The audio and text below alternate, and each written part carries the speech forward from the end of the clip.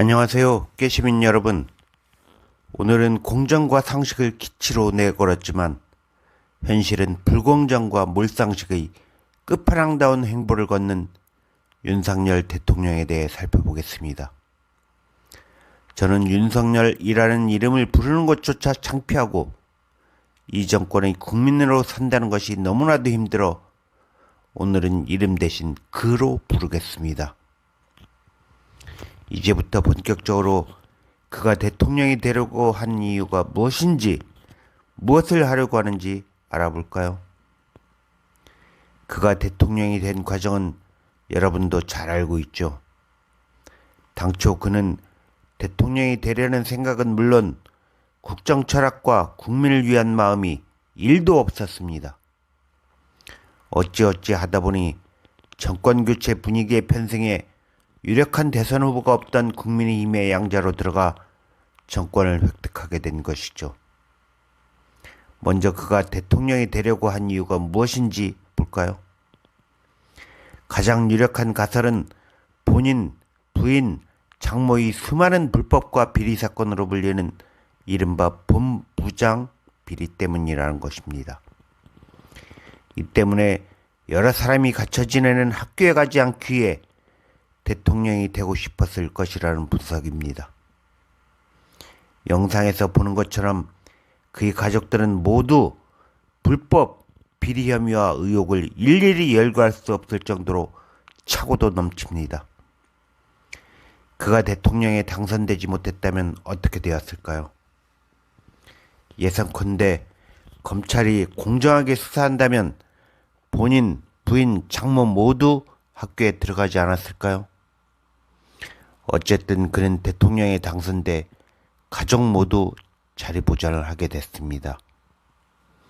학교에 들어가지 않기에 대통령이 되고 싶었을 것이라는 가설이 맞다면 그는 일단 목표를 이룬 셈입니다. 이외에 대통령이 되려고 한 또 다른 이유는 무엇이 있을까요? 과거부터 현재까지 드러난 과정과 결과로 미루어 다른 원인은 찾기 어렵습니다. 굳이 찾자면 그가 검찰 지상주의자라는 것입니다. 당초 그는 검찰총장 후보자로 거명될 때는 검찰은 기소, 경찰은 수사를 담당토록 권한과 역할을 분리하는 검찰개혁을 누구보다 강하게 주장했습니다. 그러나 검찰총장이 된 후에는 검수완박은 부패완판이라고 당초 입장을 180도 돌변했습니다. 특히 현재는 각종 시행령을 편법으로 만들어 검찰이 막강한 권한과 권력을 휘두르고 있습니다. 말 그대로 검찰 제국의 세상입니다. 그가 생각하는 검찰은 최고의 엘리트로 선과 악을 판단하고 결정지으며 무소불위의 권력을 지닌 지고지선의 집단입니다. 이 때문에 검찰개혁을 추진하던 문재인 정부와 갈등을 빚자 반감을 갖고 소위 검찰의 매서운 맛을 보여주기 위해 대통령이 되고 싶었을 것이라는 분석도 제기됩니다. 그러나 이는 논리적 합리성보다는 감정적 분석이어서 타당한 이유로 인정하기는 어렵습니다. 아무튼 그는 대통령이 된 후에도 검사의 시각으로 모든 것을 재단하고 결정합니다. 막강한 검찰 권력을 이용해 가족들의 비리와 범죄에 대해서는 기소는커녕 무혐의 처리하거나 수사조차 하지 않습니다. 그에게 검찰은 정권을 지켜주는 방패막이이자 최고의 특권입니다. 반면 정적이나 다른 시각을 가진 반대편 인사들에 대한 잣대는 완전히 다릅니다. 조국 전 법무부 장관 사건에서 보듯이 마음만 먹으면 언제든지 별건 등 끝없는 별건 수사와 압수수색을 통해 먼지 하나라도 나오면 본질과 관련 없는 엉뚱한 혐의로 감옥에 보낼 수도 있습니다. 이처럼 그에게 법이란 가족과 지인 등 본인과 관련된 사람의 불법에는 절대로 잣대를 들이댈 수 없고 타인에게만 엄격히 적용되는 법이죠. 한마디로 법에 대한 판단이 내로남불의 끝판왕입니다. 대선 과정에서는 어땠습니까? 국민을 총칼로 학살하고 정권을 찬탈한 전두환을 옹호하고 손발노동은 아프리카에서나 하는 것이라고 신성한 노동을 폄훼했습니다. 또 집이 없어서 주택 청약 통장을 만들어 보지 못했다고 헛소리를 하는 등 이를 일실은 일망언을 숱하게 쏟아냈습니다. 이외에도 그는 법기술 외에는 세상과는 담을 쌓고 산 것인지 다른 세상에서 살다 온 것인지 세상사에 너무 무식한 무지의 끝판왕을 여실히 보여줬습니다. 그럼에도 그는 정권교체 분위기에 편승해 대통령에 당선됐습니다. 자, 이제 대통령 자리에 오른 현재 그가 하고 싶은 것, 하려는 것은 무엇인지 살펴봅시다. 우선 정치적 측면을 볼까요? 그가 가장 먼저 실행에 옮긴 것은 대통령 집무실의 용산 이전입니다. 당초 국민은 물론 여당 내에서도 반대 의견을 제기하는 등 어느 누구도 찬성하지 않았죠. 그러나 독단적으로 추진한 성급하고 무리한 용산 이전은 무속인이 조언했다는 소문 외에는 납득할 만한 근거와 타당성을 찾기 어렵습니다. 그는 대통령 집무실을 용산으로 이전하는 비용으로 496억 원이 소요될 것이라고 밝혔습니다. 그러나 민주당에서는 대통령 집무실이 용산으로 이전하면서 기존의 합동참모본부 등이 연쇄적으로 이전해야 하는 등 무려 1조 원 이상이 소요될 것으로 보고 있습니다. 한마디로 밑빠진 독에 물 붓기로 국민의 혈세가 이곳으로 낭비된다는 지적입니다. 특히 위기상황 발생 시 무정부 사태가 벌어지는 등 각종 부작용이 속출했습니다. 또 내각은 검찰주의자답게 온통 검사 출신으로 채우고 문재인 전 대통령과 이재명 민주당 대표 등 정적 제거에 몰두하고 있습니다. 경제 문제는 어떻습니까? 국민들은 고물가, 고금리, 고환율의 3구 시대를 맞아 허리가 휠 정도의 경제적 고통으로 생활고에 시달리고 있습니다. 그러나 그는 국민의 0.0001%도 되지 않는 재벌들에게 법인세 인하 등 연간 13조 원에 달하는 초부자 감세를 추진했습니다. 반면 노동자 등 서민들에게는 혜택은커녕 최저임금을 낮추려고 하는 등 부담만 가중시키고 있죠. 한마디로 그는 가진 자 기득권자에게는 온갖 특혜를 퍼주고 서민들에게는 고통만 안겨주고 있습니다. 외교 문제는 어떨까요? 한미동맹을 부르짖으며 우리나라의 최대 장점인 반도체와 배터리 등을 미국에 다 퍼주고 국익을 위한 신뢰는 하나도 챙기지 못했습니다.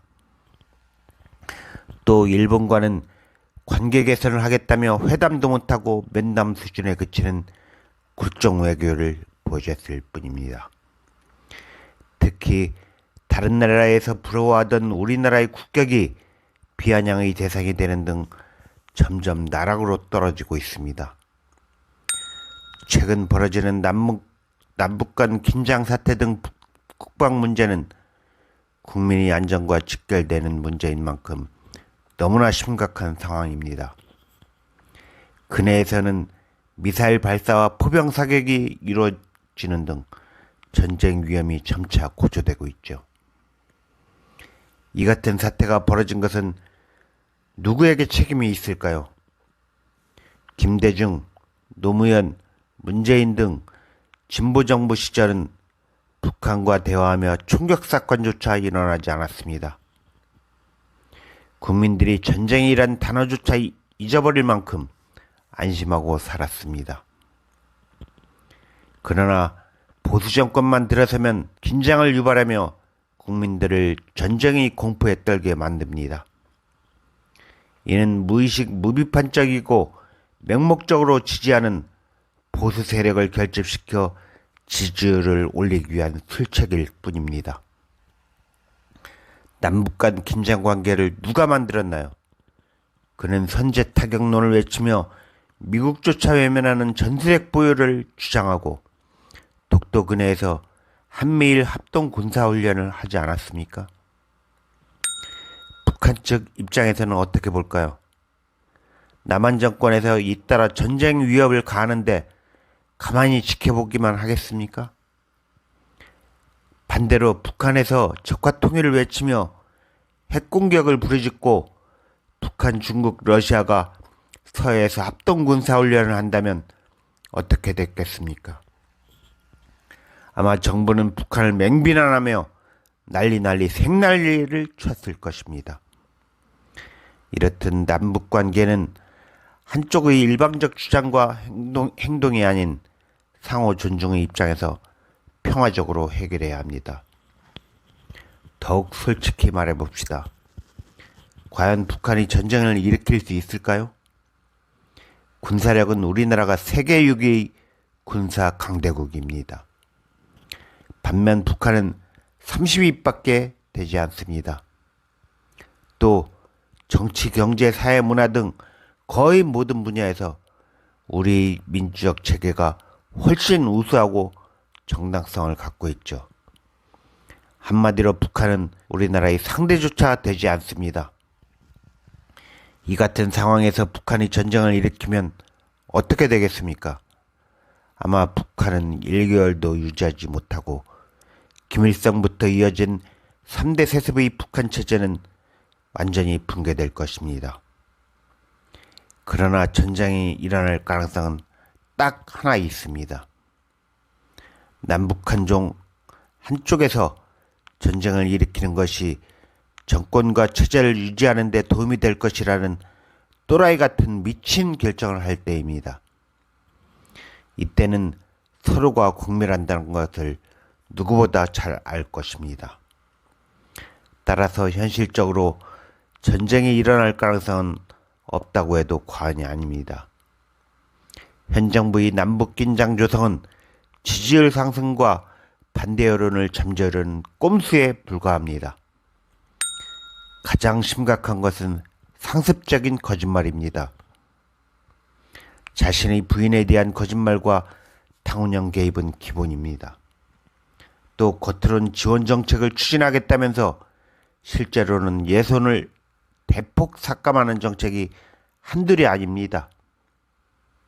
최근에는 미국에서 바이든과 악수하고 나오며 국회에서 이 새끼들이 승인 안 해주면 바이든은 쪽팔려서 어떡하냐라고 상스러운 욕을 내뱉는 망언으로 외교 참사를 빚었습니다.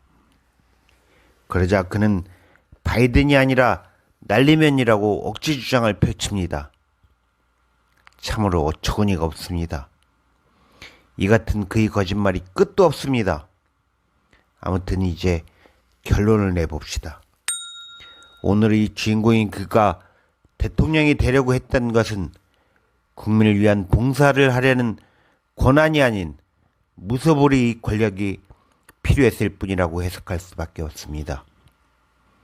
어쨌든 투표로 선출된 만큼 인정해야 되겠죠. 하지만 정치, 경제, 사회, 문화, 국방, 외교 등 어느 것 하나 제대로 하는 것이 있습니까? 오히려 역사 발전을 후퇴시키며 우리나라가 점점 깊은 수렁으로 빠져들고 있습니다. 또 무지와 무식이 드러나고 전혀 공정하지도 상식적이지도 않은 데다 내로남불의 잣대로 권력을 휘두르고 있습니다. 이에 깨 시민들은 어떻게 생각하고 행동해야 할까요? 여러분 생각은 어떻습니까? 오늘 영상은 이것으로 마치겠습니다. 다음 영상에서는 이러한 대통령을 지켜보고만 있어야 할지, 과연 사퇴나 탄핵이 가능할지 집중적으로 살펴보겠습니다. 많은 기대와 응원 부탁드립니다. 감사합니다.